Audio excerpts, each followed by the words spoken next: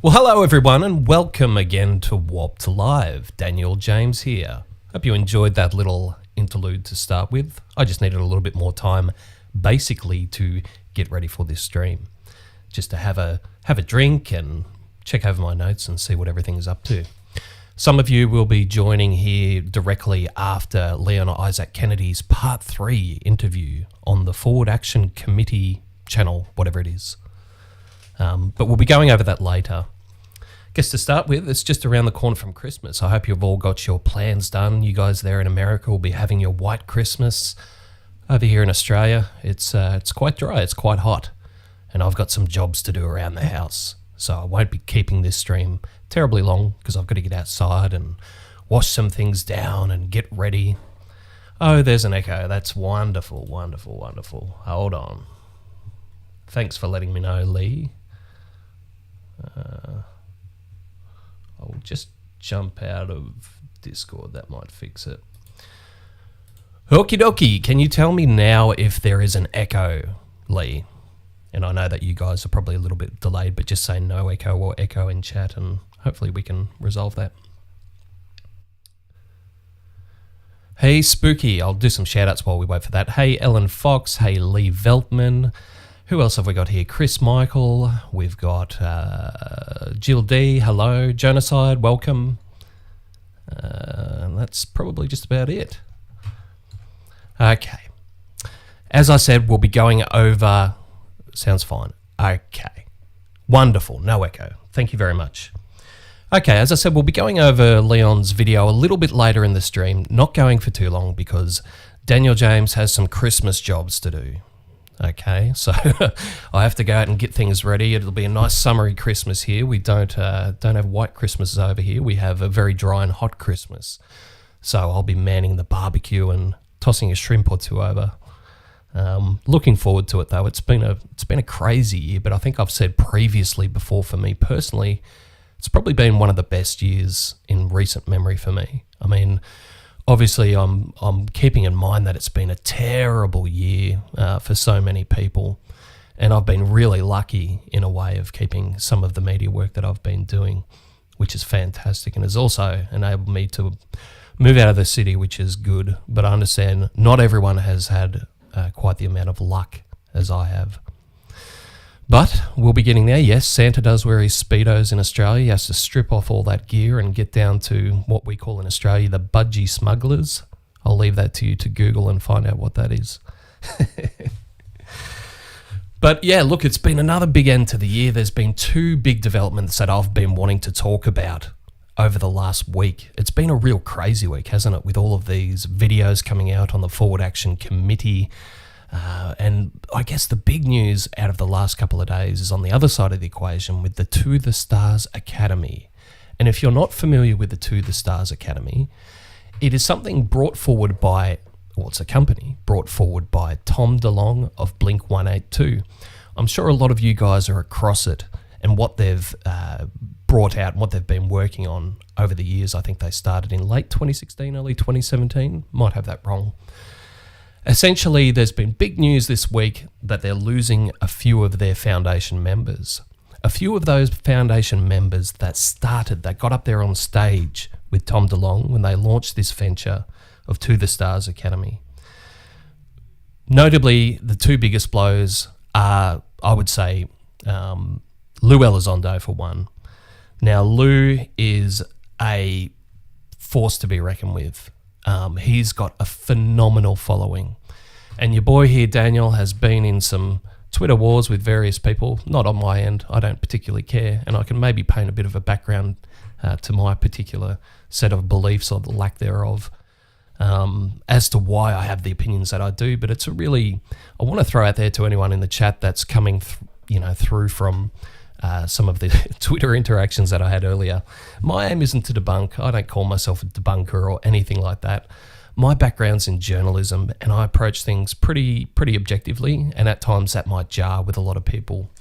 But sometimes I don't see a great difference between the Corey Goode supporters and the TTSA supporters in terms of a lot of the time it's about activism more than journalism. It's about belief more than support.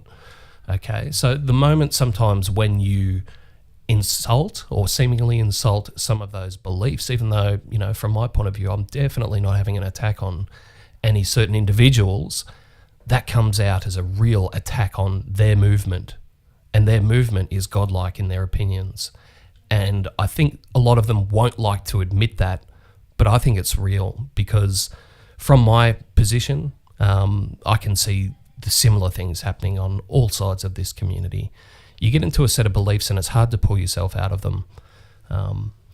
But anyway, so the big news, we got Lue Elizondo out. So Lue has been a former alleged director of the ATIP program at the Pentagon.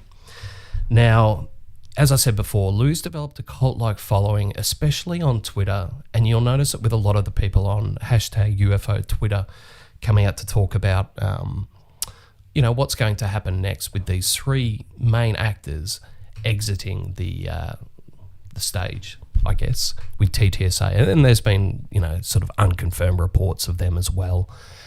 But the three people are, obviously we've got Lue Elizondo, Christopher Mellon and Steve Justice.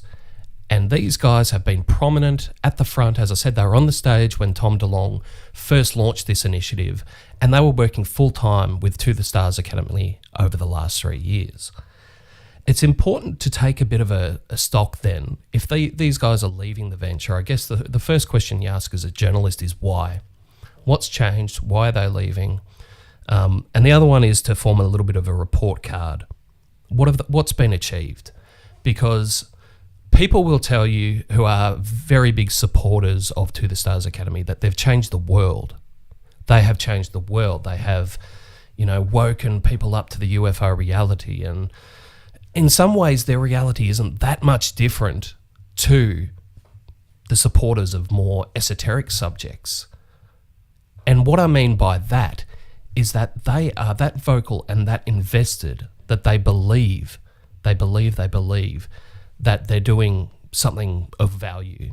And if you watch my Corey Goode video before on the Context channel, you watch the very start segment of that, and it goes on about the psychology of how cults are formed. And cult's a very strong word, but what necessarily I mean is if your movement is so rigid that it can not take any criticism, then it's going to really struggle, okay? Because these sorts of outrageous events in the world need to have a bit of rigor when tested. If they just fall apart and the supporters' initial reaction is to block, completely wipe any other view from the system, then that's a problem. That becomes more cult-like. That's more religious. That's more belief and less facts. And look, from my point of view, I think it'd be fantastic if these guys did change the world. I'm not against it. I would support that 100%. But we need to be realistic. So what TTSA is a validation for their beliefs. Everyone has their own experiences when they come to this community. For me, finding this little rabbit hole on the internet wasn't from a dedicated interest in ufology or science or even aliens or anything like that. Not a spirituality angle either. Okay, my introduction to this community was going down the wormhole of YouTube's recommendations on videos when I started to look into subjects around consciousness, not the woo-woo subjects, but the actual solid information out there around consciousness. And the reason for that is at the time I was in hospital undergoing a number of series of treatment on my brain for a certain condition, and I was being anaesthetized a lot, okay, a hell of a lot, almost every day to have these procedures done. And I just found it remarkable that your consciousness could be taken away, and the fact that it's not sleep, and the fact that there is a mystery, and that was sort of suggested to me by the anaesthetist as I was dropping off to not dreamland, another place. And it got me thinking, and that was my start to this community. I don't have any experiences, but I hold a certain open mind for those that do. And I always will, because there's a lot of people that I respect and that we talk to that do come across with legitimate information, that do come across with sincerity, and the sincerity that doesn't necessarily involve making lots of money or having their hand out to make money. one of those was Jason Quitt. We had a wonderful roundtable discussion on Stephen Cambier's channel the other day, and I encourage you to check that out. And Jason told his story, and it's very authentic when it comes from someone like that. But that's very different. That's a very different set of circumstances to what you see with a lot of these other things. And I thought we would start with the To the Stars Academy and just sort of check in and have a bit of a report card, because when they first came out a few years ago, they had some very bold statements to make. Their believers think they've changed the world, but what did actually they say they were going to do when they started? So I'll just activate the screen share very shortly. Still getting used to this whole system and everything, and as you heard with the echo with the audio, it's a bit of a work in progress for me, but I think I'm getting there. Guys. Bear with me. Okay. Pop it over the screen share. Okay, so we're going to listen to Tom DeLonge. I liked him in Blink-182, but, I don't know. I'm not so sure about To the Stars Academy, and I'll go over those reasons as we go through, and I'll pause and reflect on this. I don't think it needs to be said about fair use. Honestly, this is fair use. I'm using segments and clips from different videos that are totally transformative to educate and inform and hold critical opinion of. Okay, so let's listen to Tom. This is the launch of To the Stars Academy. A perpetual funding machine that can continuously attack those three things: aerospace, science, and entertainment. Again, some important stories to tell, a need to learn more, and a plan to engineer the technology observed. Okay, so this is their launch. This is, before this video, Tom goes basically into his background and his how he got hung up with the government and his meetings and wanting to get involved in these certain subjects. But this is the first thing he really comes out with. Now, take a look at that drawing. He's proposing that they're going to build something like this. And this is a big call to ask people to invest into the Stars Academy. And the main reason for this conference is for Tom to appeal to people to come out and invest, put their money into his business so that he can build a spaceship. I'm not joking. And it's important to keep this perspective when you're having a set of beliefs and when you're talking to some of the guys from To the Stars Academy. Have compassion. But this is what they said they were going to do. This is why I am here. This is why they are here. We're going to bring it to the world. And we're going to show you today how we aim to achieve this. We have a plan to bring the unimaginable, the stuff of dreams, to the world. To the Stars Academy of Arts and Science aims to communicate historic events and forward-thinking ideas through motion picture, and include you on ongoing scientific discovery, and build an exotic craft with an energy source that can revolutionize the world. Well, we're 3 years on. I think we need to have a bit of report card moment on this and say, have they achieved what they've set out to do? Okay, we're looking at an actual outrageous looking aircraft that's phenomenally like nothing that we've seen before. And these guys are on stage wanting your money, okay? Important to remember. And I would like you to help us push humanity over an invisible boundary that seems to confine us, forcing us to make the same mistakes over and over again. And now let me introduce you to our team.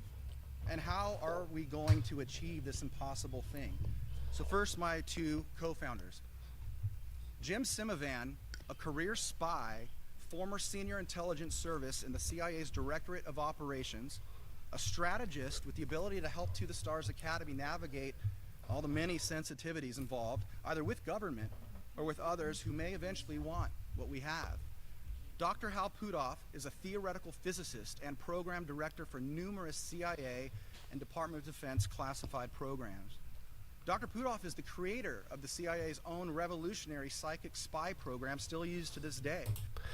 And you will see a lot of commentary, especially when they first started. I think Dark Journalist was quite critical of all of the involvement of all these former three-letter agency people in the business of To the Stars Academy. And, does that legitimize it or does it undermine it? There's some pretty big questions, because a lot of people that aren't, necessarily hardcore believers in To the Stars Academy think that this is some kind of op, or it could be some sort of government play to sort of try and control the narrative.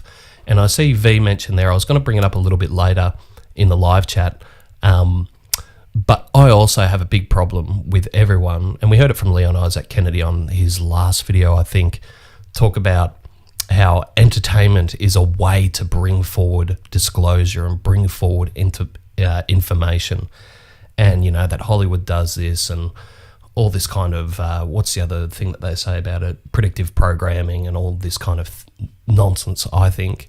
And that's my opinion, is if I was going to reveal some information to the world, I think entertainment is a very, very bad way of doing it. Why? Because it muddies the water, it mixes the narratives, it mixes truth and fiction. If you are going to reveal truth, why do it in a fictitious state? I think that is the antithesis to actually acknowledging and broadcasting legitimate information. And we even see everyone does that in the community. Like, I think Corey Goode talks about that. That's why he wants to get his graphic novel, and everyone is on board with this, but I'm not. I think it's a really poor way. And someone who's, I've been involved in media for 20 years, in putting across information, I think that completely delegitimizes it. It might seed that information in their head, but it seeds it in their head as entertainment, as fiction, not as fact. And his breakthrough science dealing with the engineering of space-time is crucial to potentially understanding the technology observed. Leading our aerospace division, Steve Justice, literally last month, Steve finished his career as Director of Advanced Systems at Lockheed Martin Skunk Works. And to this day, Skunk Works is the U.S. government's top-tier aerospace organization for the development of advanced aircraft that meet our urgent national security needs. He will explain to you how this technology can revolutionize the world. Lue Elizondo literally finished his career at the Department of Defense as Senior Intelligence Officer in the Office of the Secretary of Defense days ago, and now he is on the stage with us. He served as Director for the National Program Special Management Staff. Forgive me, these titles are very long. And he is going to architect some partnerships with some very sensitive places to help protect us, to help protect the technology that we are going to be building, so we together can achieve the extraordinary. Chris Mellon, Chairman of the To the Stars Academy National Security Policy and Scientific Advisory Board, has a long career at the DoD as Deputy Assistant Secretary of Defense for Intelligence and Minority Staff Director of the Senate Intelligence Committee. Chris actually was involved in reviewing many of our nation's most sensitive activities over the course of his career. I actually met him on a cold call one day, and he turned out to be an incredible strategist, our main conduit to Washington, D.C., and a very cherished friend. Be sure to share this broadcast, because everyone's going to want to hear what he has to say. Chris?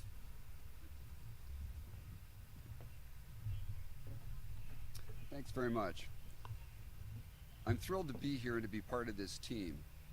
I will start by providing a rationale for combining science and entertainment in a single company. Yeah, here is where I was going to talk about that. I mean, let's listen to Chris Mellon, the brilliant strategist, apparently coming out of the Pentagon to tell you why this is a good idea. Maybe let's question the motive of why we're blurring the lines with that. Be objective. I could be wrong, but listen. What is the underlying unity of these distinct activities? There are two primary methods we use to learn about and understand the world. The first is through stories, and the second is rational inquiry. There's nothing more ubiquitous among humans than storytelling. We require stories to recount our experiences, convey information, and better understand the world. We've adapted our storytelling to new technologies, but the vital function of storytelling remains the same. Rational inquiry, or the scientific method, is the other principal means we use to make sense of the world. But storytelling and rational inquiry must work hand in hand for the benefit of society, much as the right and left hemispheres of our brain work together, one analytical, and the other intuitive and holistic. Albert Einstein identified the underlying unity of art and science when he said, quote, "The most beautiful thing we can experience is the mysterious, is the source of all true art and science." So here you've got a very sort of fact-based, pencil-pushing, mover and shaker from the Pentagon who has, he's got a reputation amongst government and policymakers and all those sorts of things, coming at us with an appeal to mystery.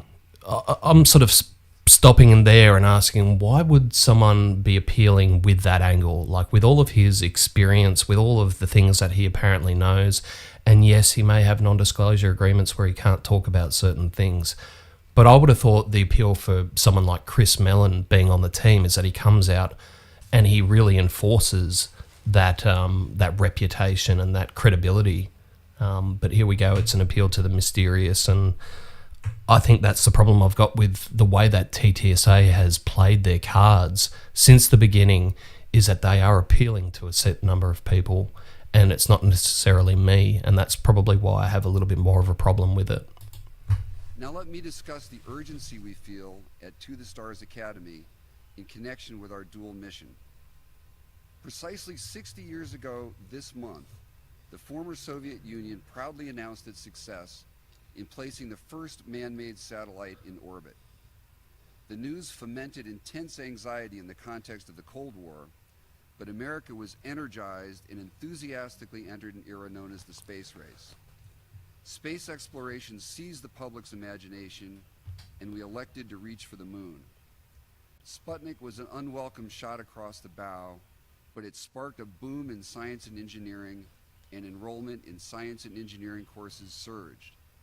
At the same time, the public devoured fiction and nonfiction books, TV shows, and movies on space exploration, using those mediums to process the ramifications of the space age.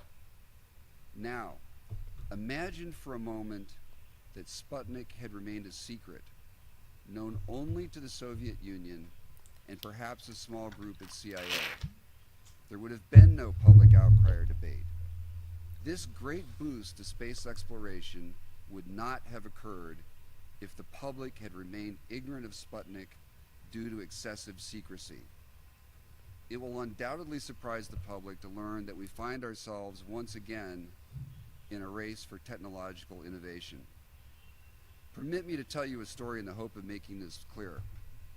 We are presently standing within 10 miles of the home port of the USS Nimitz, a $5 billion warship with a crew of thousands. Okay, I might skip a little bit more ahead to get to, I think, who's up next? It's either Steve or Lue. But this is where Chris basically starts to tease the information around the Nimitz and the FLIR and the Tic Tac UFO videos that come out later. And I guess I can just go over those quickly now. If we look at those on the report card, what are they? Well, we don't know. That's the answer. We don't know. Plenty of people and the hardcore believers will have their opinion, and I think these guys do a very good job of keeping everyone guessing and keeping the excitement boiling along with it. But I've been one of those people that when you look at those videos, do you question why they're so short? Do you question why they're cut the way they're cut? Because maybe there's a potential greater context. And look, personally, I found the testimony of Dave Fravor, Captain Dave Fravor, I think it was his title. Yeah, look, I mean, that was compelling. I loved listening to his podcast with Joe Rogan. I thought that was wonderful information and it was wonderful story told. But at the end of the day, the biggest problem that I've got with any of these sort of belief systems is that it's always a story.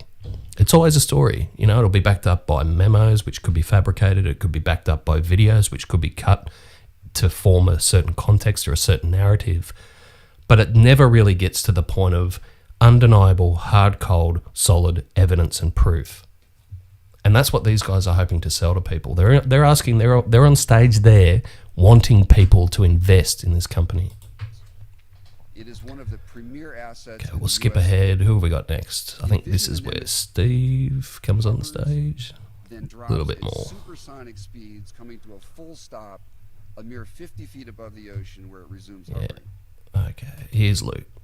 counterintelligence officer, I am accustomed to being involved in close-hold, nuanced programs involving national security. This includes being a counterintelligence special agent, a case officer, and an intelligence practitioner. However, by far the most interesting effort I was involved with was the topic of advanced aerial threats. For nearly the last decade, I ran a sensitive aerospace threat identification program focusing on unidentified aerial technologies. It was in this position I learned that the phenomenon is indeed real. And now, as a member of To the Stars Academy... Okay, there's an appeal to, confirmation bias. It's real.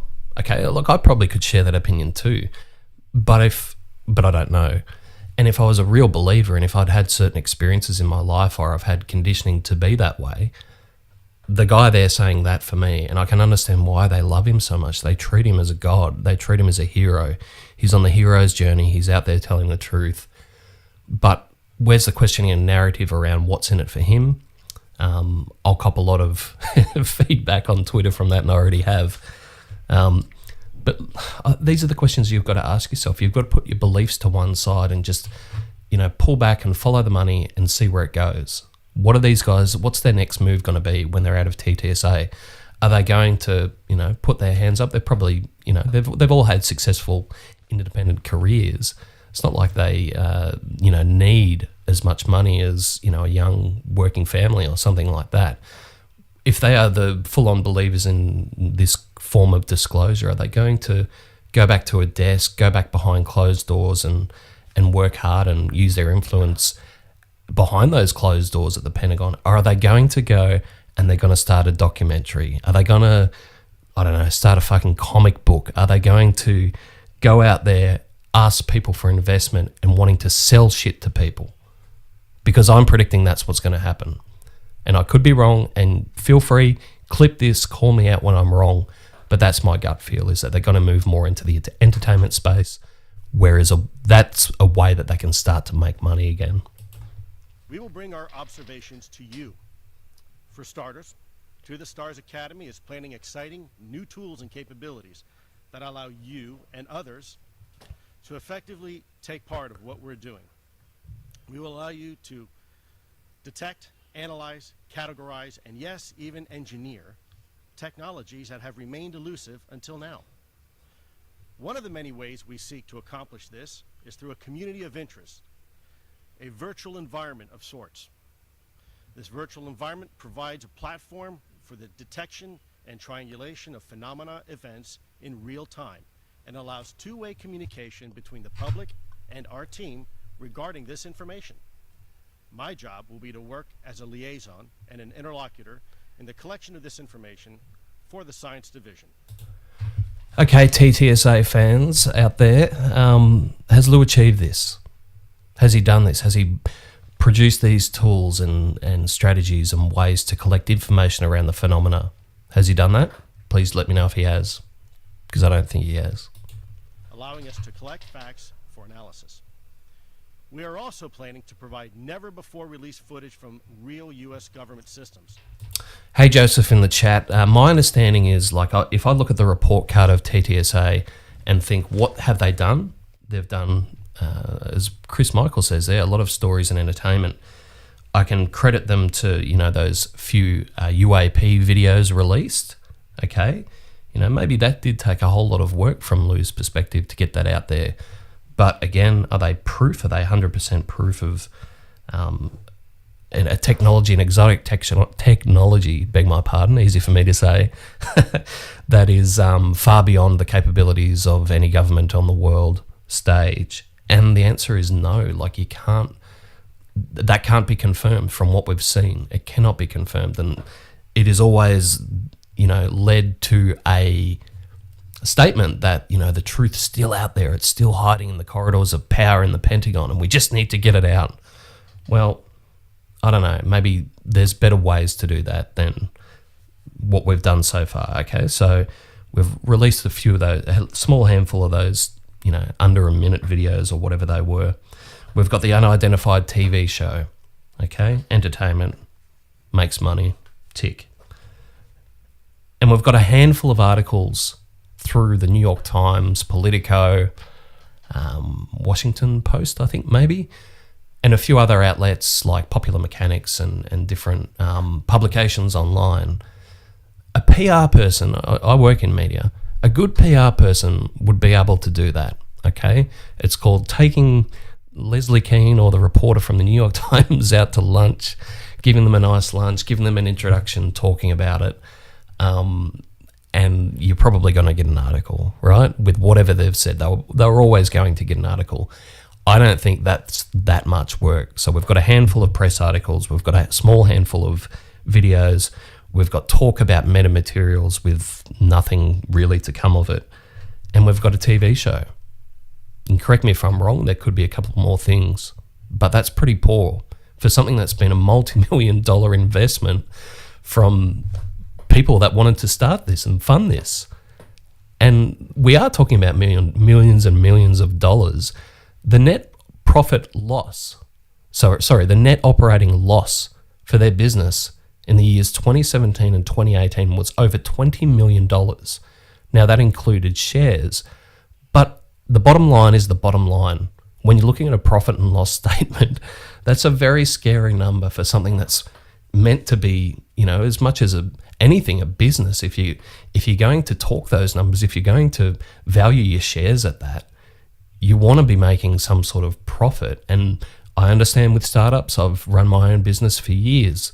When doing a startup, you know that sometimes you're going to have heavy losses, maybe in your first year and your second, but in your third, you want to be turning a dollar. Otherwise, you need to start doing something drastically different. Not blurry amateur photos, but real data. And So I've stuffed that up, but yeah, not blurry amateur photos. Come on, what are those videos? Blurry amateur photos, video. I mean, they'll tell you how they come from like the world's most cutting edge aircraft technology and that sort of thing, but to the layperson, to the average person, what you're looking at is not necessarily earth-shattering at all. I haven't seen anything that's convinced me.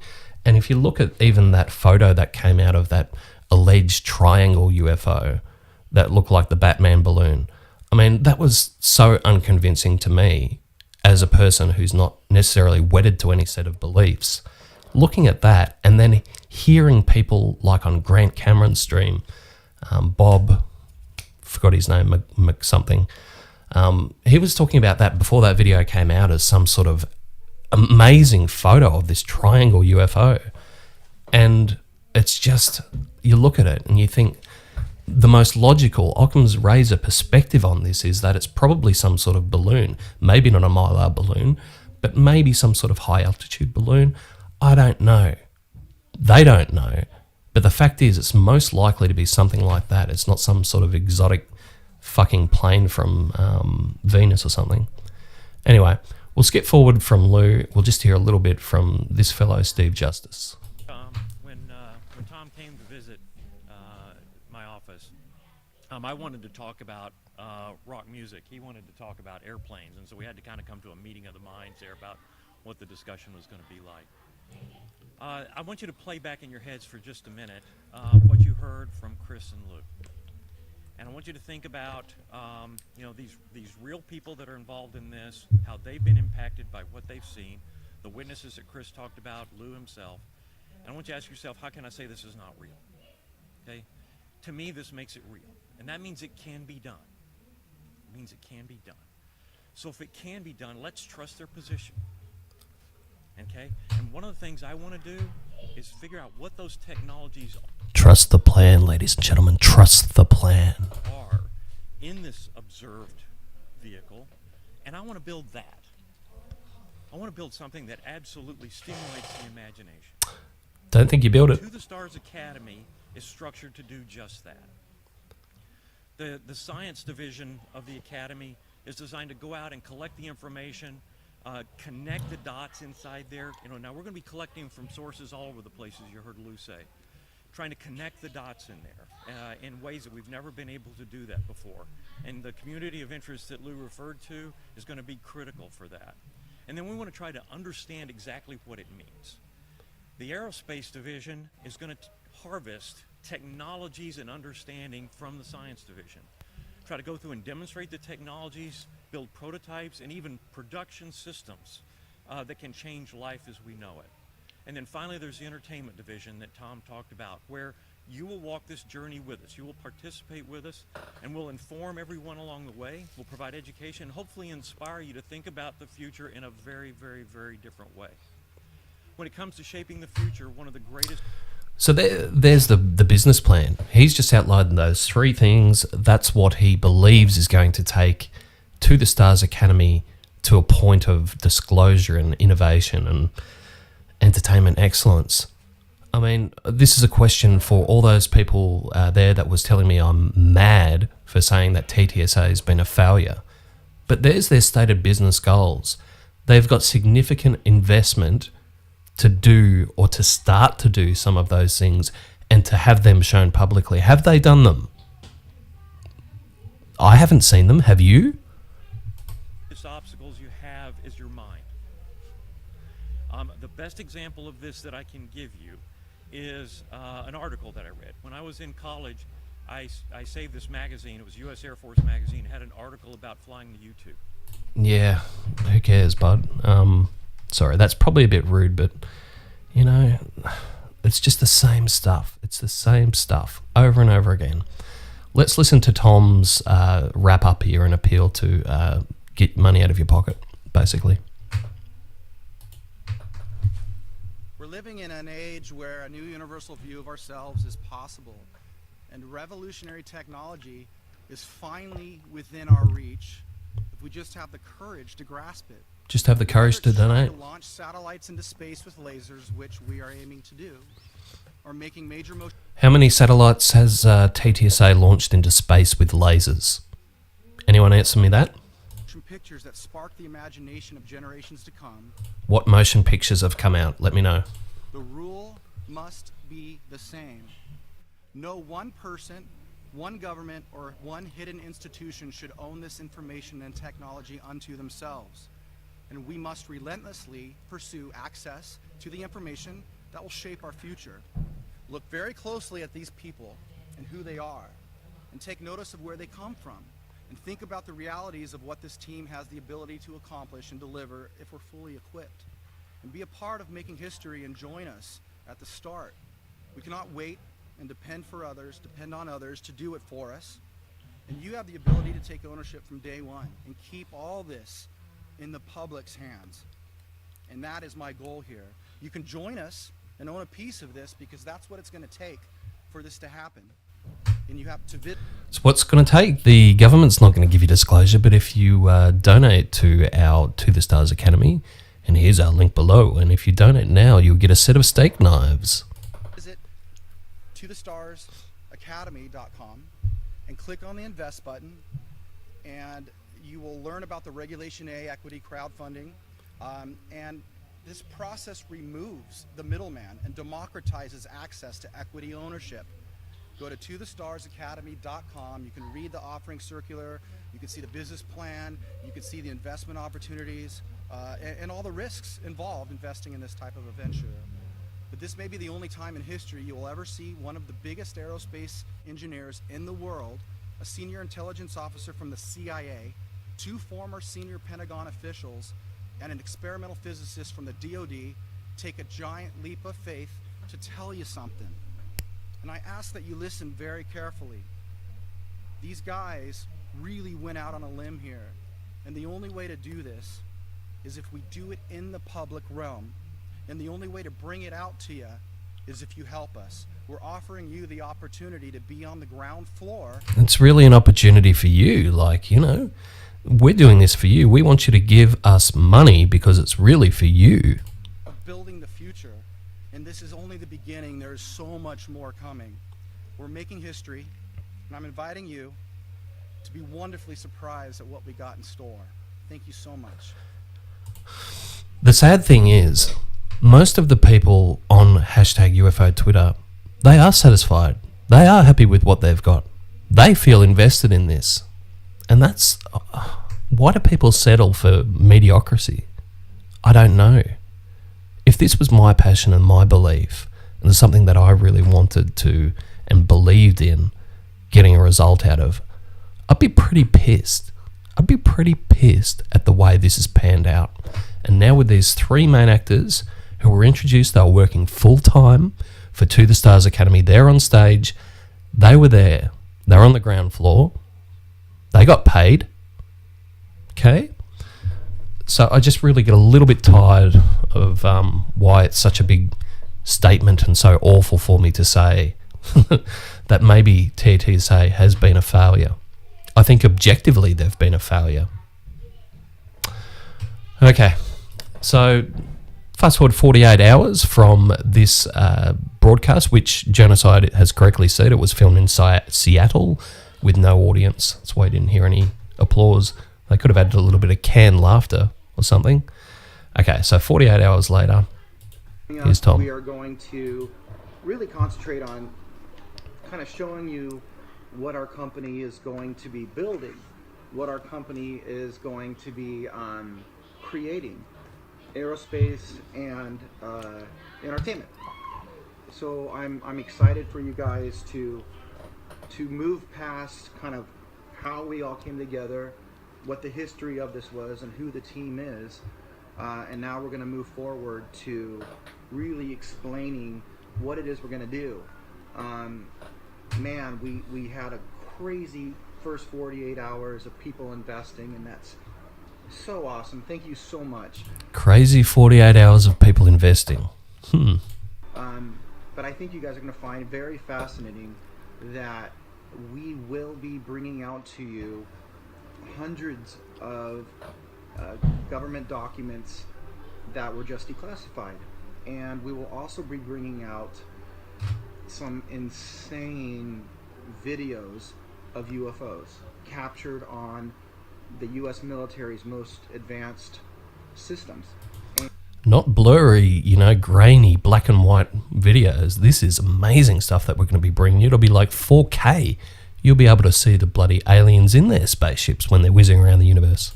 And we will be bringing that all out to you. And that is a lot of the stuff that's going to be forming the basis of what we study, what we make our movies about. So I think you guys are going to find the movies pretty epic, and I'm excited about it. I'm still the same guy that I've always been, but and that's a good point. Tom's not a business CEO, and maybe he should never have been put in that position. Tom's role in this that maybe opportunists saw is he's got influence. He's got a large following, and that's been his use. He's not the CEO. He's not some brilliant mind in this. And look, as I said, I've got nothing against Tom personally, but if you're going to launch such an important business, you need an important CEO. It's one thing I've learned in business, that you need the right leadership. Man, this is like an intellectual challenge, and it's a world-affecting thing, and I get to sit in on some meetings with people that as a young person, I never dreamed that I would be able to do such a thing. So they made him feel special. Thank you so much for following along. There's so much more coming. Now we're going to hammer down what we're going to do. Now that you know who we are, how we came together, you're going to be in for a wild ride. These videos, you're going to see UFOs that are directly from the most advanced cameras over in the world. It's unreal. It's unreal. There are heroes in our government, and there are people that really care about you guys. Our government really cares about you guys, just like the $600 in stimulus that they're going to give you there in America, while they bail out other countries all around the world. And that's what this is all about. How do we teach you? How do we entertain you and fill you in on the stories? And how do we finally bring that technology out to change the world? So, thank you so much for continuing to follow. All right, peace. Peace, Tom. Okay, so let's go over last video. This is an interview with George Knapp in 2018. Okay, so I've just sort of skipped along to a point because George asks him a very fair question. And I noticed someone said in the chat there that George is an investor himself too into the To the Stars Academy. Let's see what Lue's response is when asked about evidence, hard evidence. What we have discovered. Is there a form of physical evidence that's indisputable that we're going to know about? I think there's a lot of things out there that we're looking into to include tangibles. Tangibles in a real sense that will hopefully allow us to have a more comprehensive conversation. I don't want to lead the cart before the horse. There's a lot of analysis, there's a lot of homework that needs to be done. And probably the most irresponsible thing that I could do right now is say one thing one way, and it turns out to be some. Okay, so a little bit of pussyfooting in an interview scenario. You'd expect that. You'd expect that a little bit, but he's certainly made no disillusion to the fact that they've got physical materials that are going to be stone cold proof that's going to make the world wake up. Something else. So we remain, cautiously optimistic, right? And we're going to leave no stone unturned. And so far, the stones that we have turned over, some have yielded some really pretty fantastic results. Fantastic results, like 3 grainy videos, handful of press articles, and a TV series. But we still have a lot more stones to turn over. Your first year, you've taken a lot of lumps from some crowds, including some of your former colleagues. Has that turned around a little bit? Are there now doors that have opened in terms of interest in this? If you can address that at all without giving something away? Yes, there is definitely, I can say as a matter of fact, there seems to be finally a slight turning of the tide. There are now individuals that are more receptive to having the conversation than they were even just a year ago. And data is forthcoming. So that's a good thing. I mean, data is beginning to flow in the direction it's supposed to flow in, and decisions can now finally be made that need to be made. So you might be able to see my perspective here is that, I don't have any sort of hard beliefs anyway, and I'm not certainly calling out others' beliefs. But from my perspective, when you hear this, when you hear it's coming, disclosure's coming, the truth is coming, this is where I sit at and look, my introduction through to this sort of information was through the lens of a David Wilcock or a Corey Goode, then into the QAnon stuff, right? It's the same appeal. It's coming. Believe it. Trust it. It's coming. We will reveal it to you. But it never eventuates. The results are always left blank. So that's in fact, from my perspective, that's a huge accomplishment. But at the same time, we also have to respect these individuals' privacy. We have to respect their professional positions and allow them to collect as much data as they can before they really do anything with it. Keep in mind, there's a lot of data out there, right? And it would be almost a dereliction of duty for anybody to make a decision preemptively without having all the necessary data in front of them. Okay, so report card we've gone over. I'll just switch back to our main screen here. Yeah, so the report card would go over. The last thing that I definitely want to say about To the Stars Academy is when we look at their report card and we go on to, have these judgments, what I do want to say is that I definitely don't come to this with a point of celebrating a demise of anything.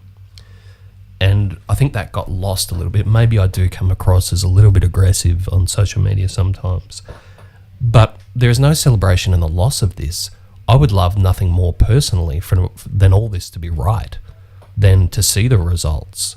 Okay? That might validate some of the opinions of people that I legitimately like. But instead, unfortunately, I'm met with blocks on social media when you even dare cast aspersions on their beliefs. Maybe I need to be a little bit more sensitive around that, but it is what it is.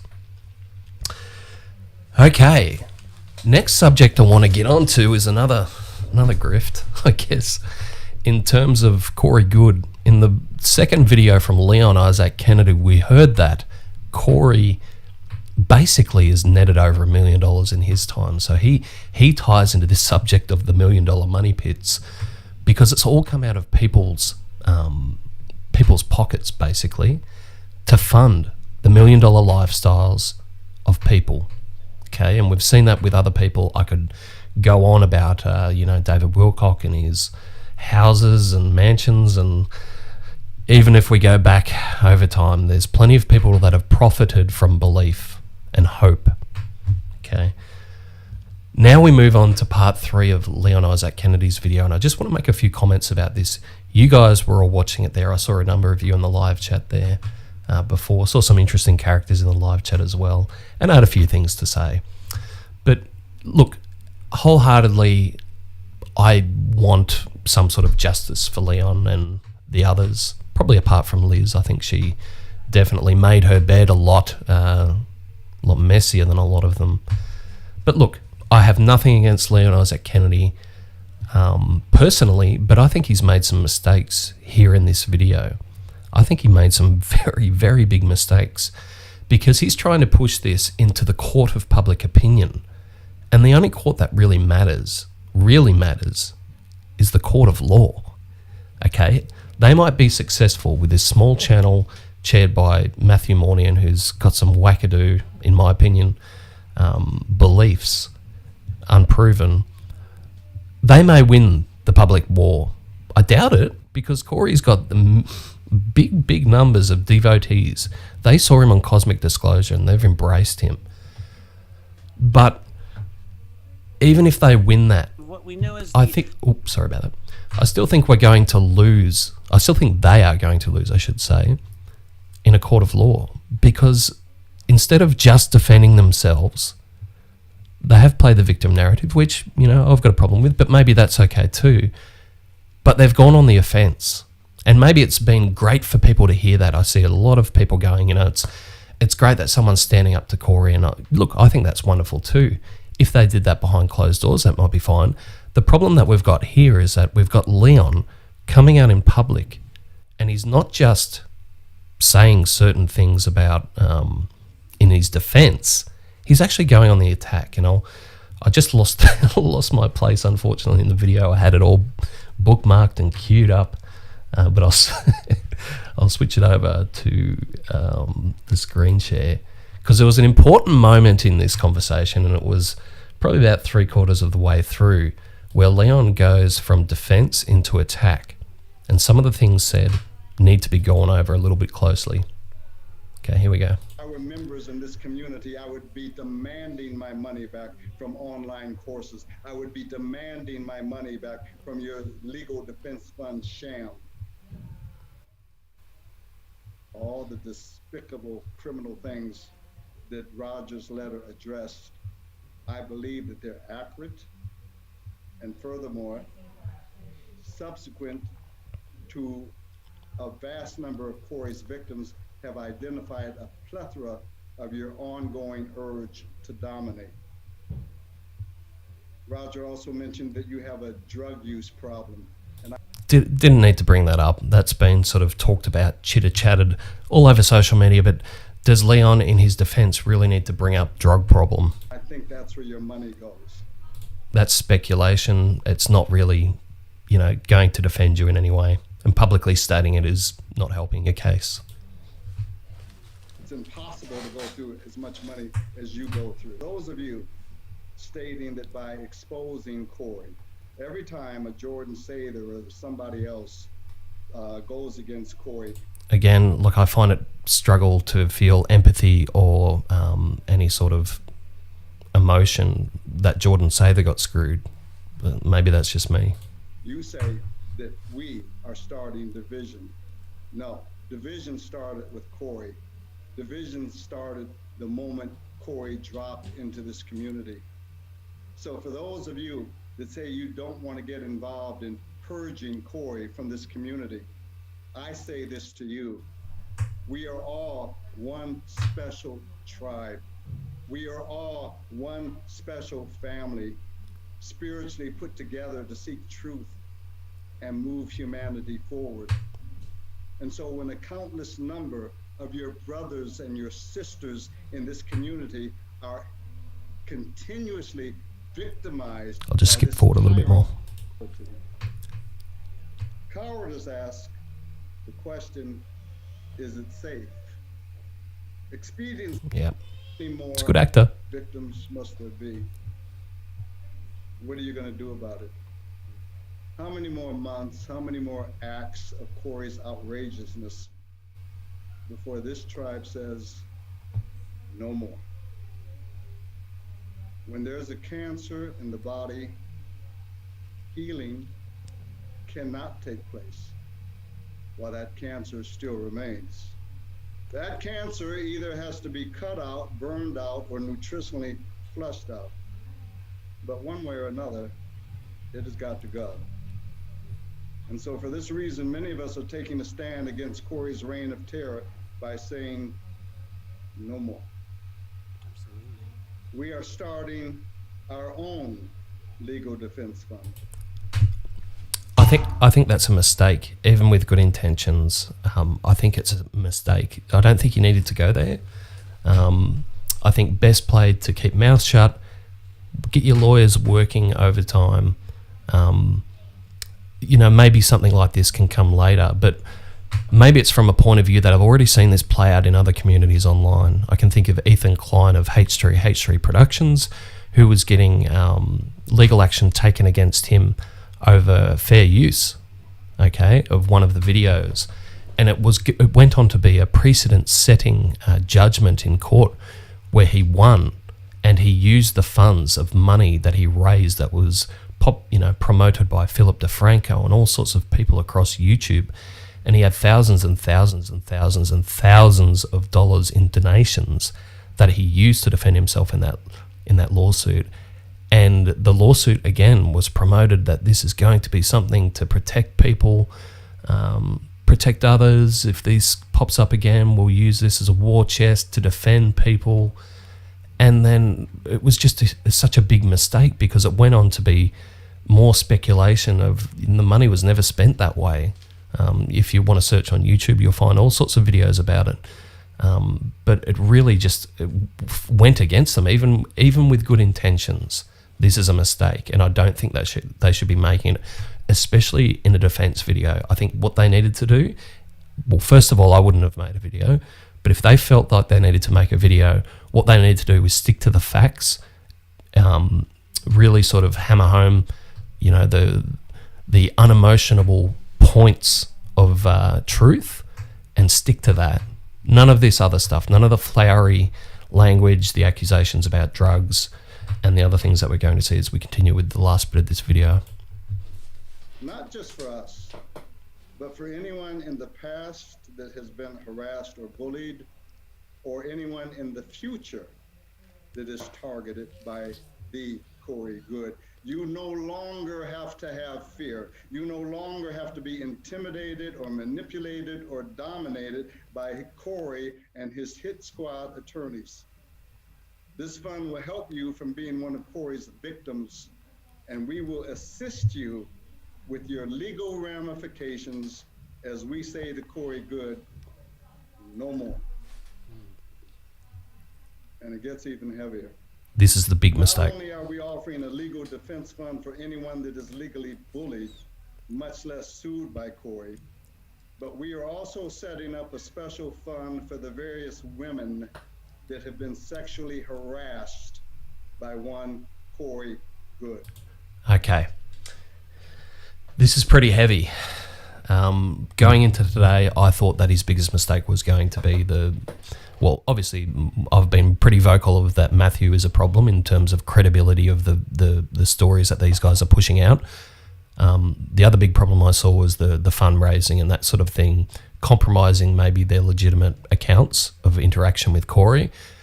But this, I was shocked when I heard this, not because I'm shocked that Corey Goode's a sleazebag.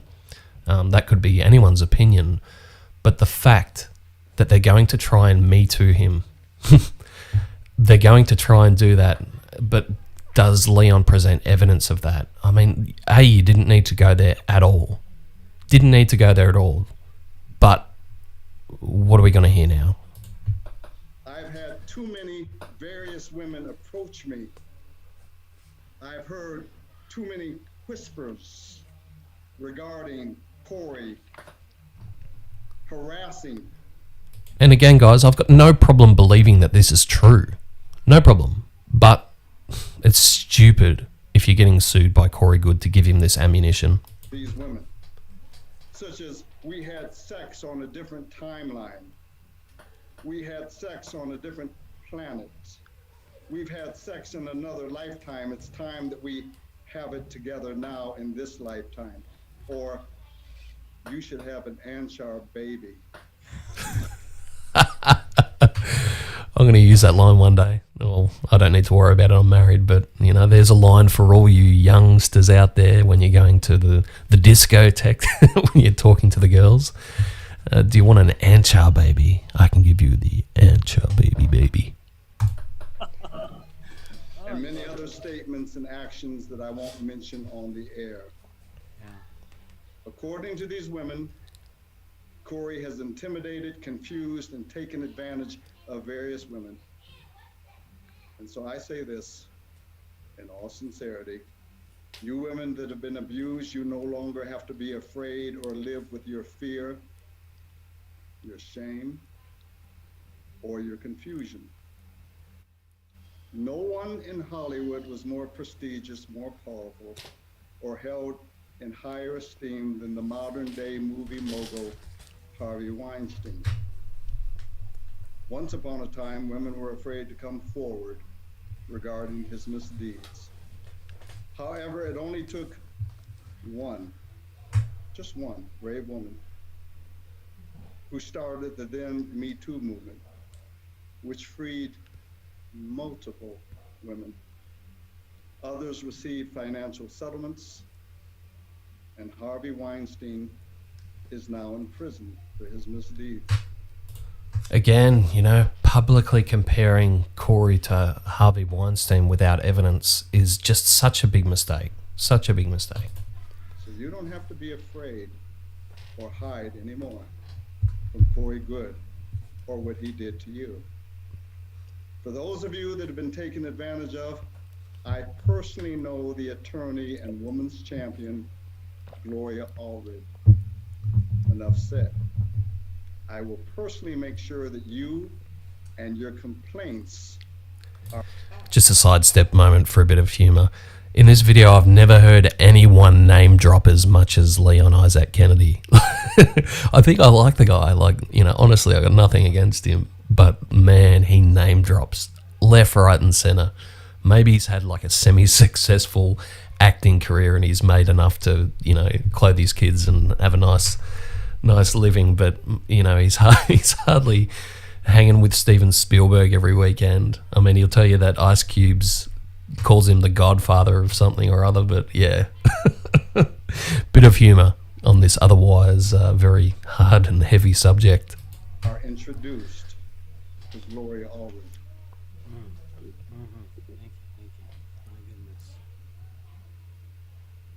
My goodness, indeed. Thank you, Leon. We've got quite a statement here. For those of you guys that are watching and taking in this information and testimony of Mr. Leon Kennedy, what we've heard here today, a very, very compelling testimony. The interesting tangled web of Mr. Corey Goode and the Spear Being Alliance. And I don't want to cut you off there, Leon. I want to make sure that you get everything out. Is there anything else you think people need to know? Is there anything else people need to be made aware of? I know we've covered a tremendous amount of information here. We've got multiple episodes, all sorts of information. So please.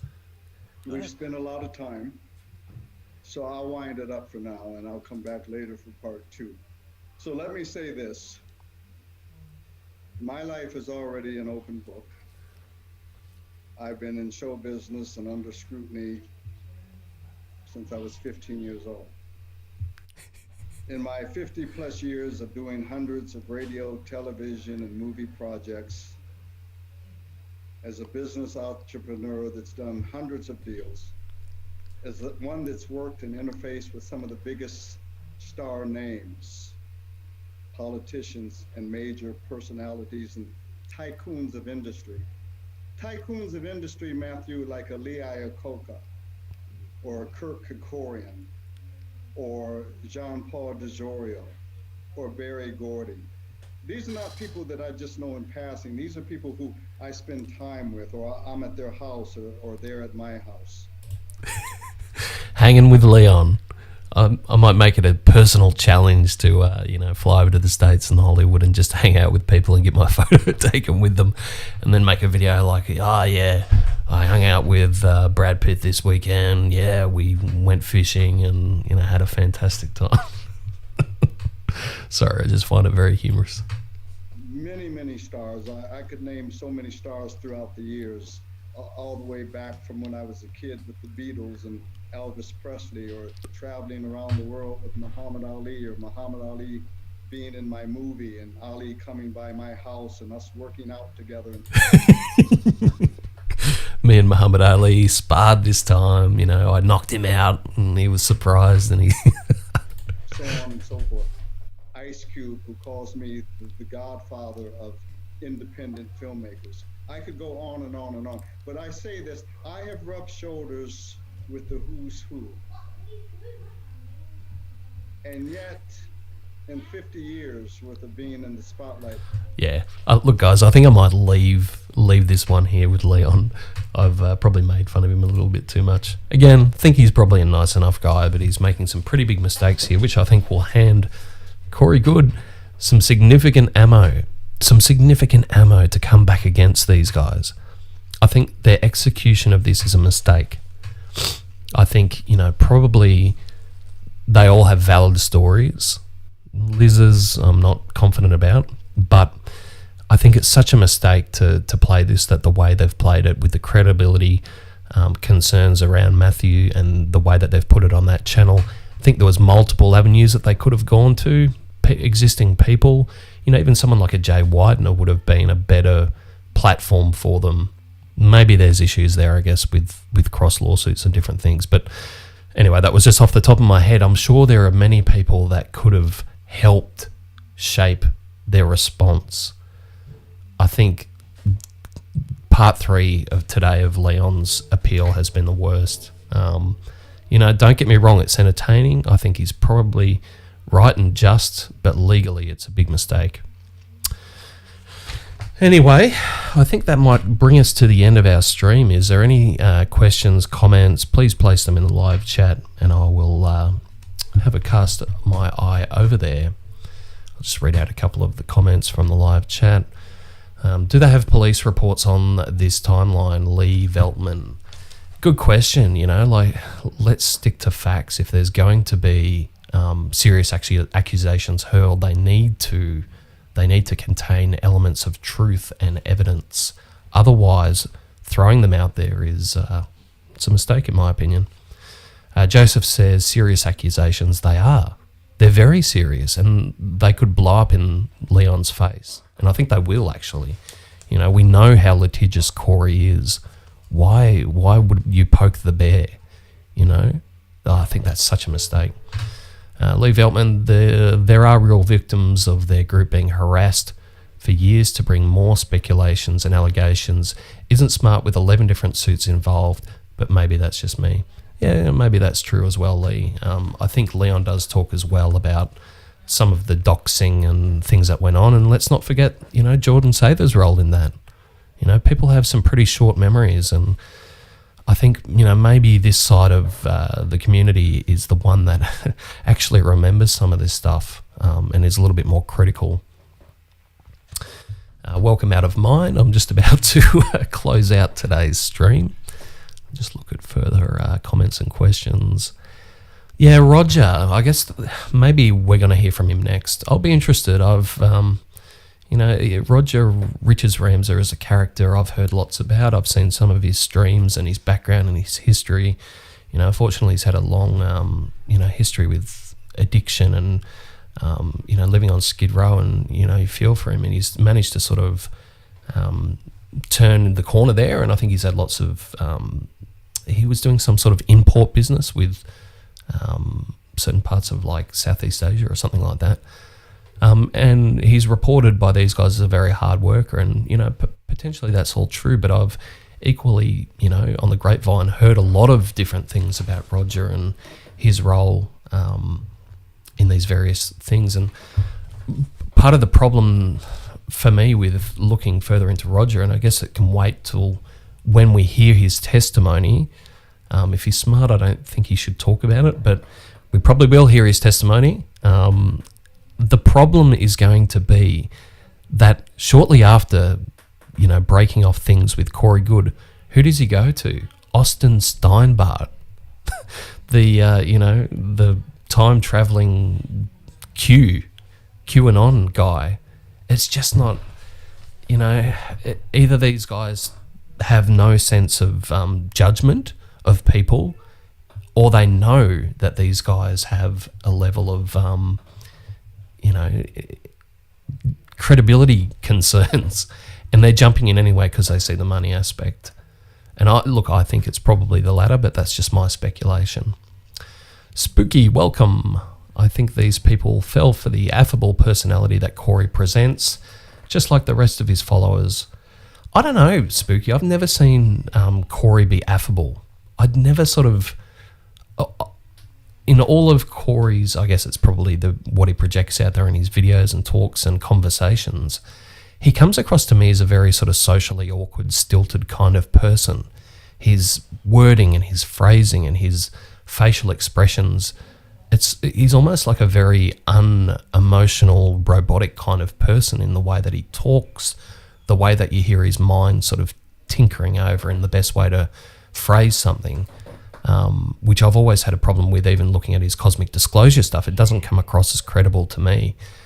But I haven't seen that affable side of him. Maybe there is out there that, he's got some level of charm, but wow, I haven't seen any sort of charisma or charm come out of one Corey Goode. Jill D, I don't care for Jordan, but open to hear what he has to say. Yeah, look, likewise, I'd actually like to talk to Jordan, because I've slung a lot at him over the years. It's fair to say. I wouldn't mind actually having a tough conversation with him just to go over a few of his, less credible actions. But look, maybe there are elements of truth to what everyone's saying about different things, but the problem is everyone comes armed with a solution and to trust them about it. And yeah, I don't trust Jordan Sather as far as I could kick him. Oh dear. Leebot Veltman, freed the Wizinator. Yeah, out of mind. The story just keeps on giving and giving, and that's true. It is.